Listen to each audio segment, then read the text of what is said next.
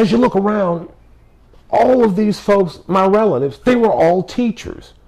My dad, my mom, my stepmom, all aunts and uncles, and everybody were teachers. One day it hit me. Who taught the teachers? Well, the answer to that begins in Chicago, Illinois, with Julius and Morris Rosenwald and their cousin Julius Weil. They were tailors by trade. They provided all the software to go with the hardware that was a watch company that Richard Sears and Alvis C. Roebuck had put together. Yes, Sears and Roebuck. In 1906, they went public with the help of Henry Goldman, yes, of Goldman Sachs.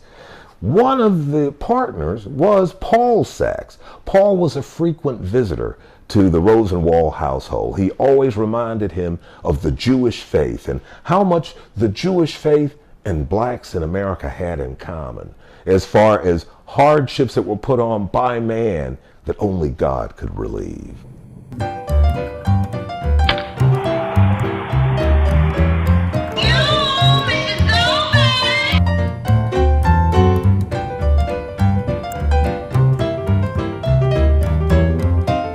Julius Rosenwald became partners with Richard Sears in 1895.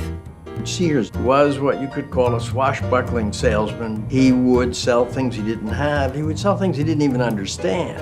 What he enjoyed was the selling. Under Rosenwald's leadership, Sears Roebuck became the largest retailer in the country. Julius Rosenwald had two personalities. He was a tough businessman. And then, of course, this other side, the civil rights champion, somebody who really saw the disgrace in this country of African Americans being treated so poorly. Education was seen as a dangerous thing, and white Southerners wanted to keep it out of black people's hands. Rosenwald was clearly affected by the Jewish belief in tzedakah. Giving charity was justice and righteousness. It was a fundamental commandment. It's a wonderful story of cooperation between this philanthropist who did not have to care about black people, but who did, and who expended his considerable wealth in ensuring that they got their fair shake in America. Julius Rosenwald and Booker T. Washington combined with this plan for building black schools. They are engaging in a radical experiment. It's a wonder they were able to achieve it, but achieve it they did.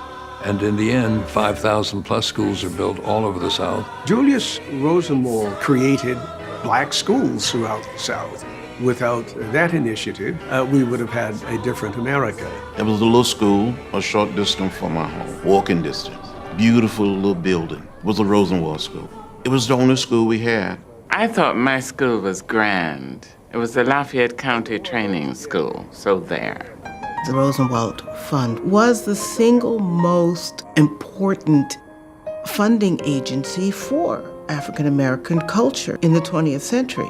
If you look at the list of people who receive money from the Rosenwald Fund, it's literally a who's who of black America. In the Jewish tradition, we talk about righteous action, this notion of tikkun olam. You do work on repairing the world.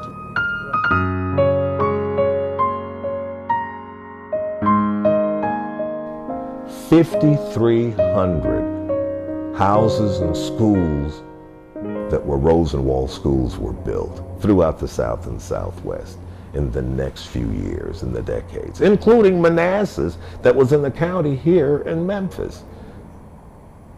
Using the logic of giving back to God the goods he has given to us, not only through our revenue, but also through our acts. Anytime you doubt what one person can do with one contribution, take a little time, go to Sears Crosstown, go through that vertical village and see what the dreams and the gifts of one man and what a grateful God will provide. Anytime you doubt that, just remember this: faith without works is dead. Michael's going to come back to give you even more of this message.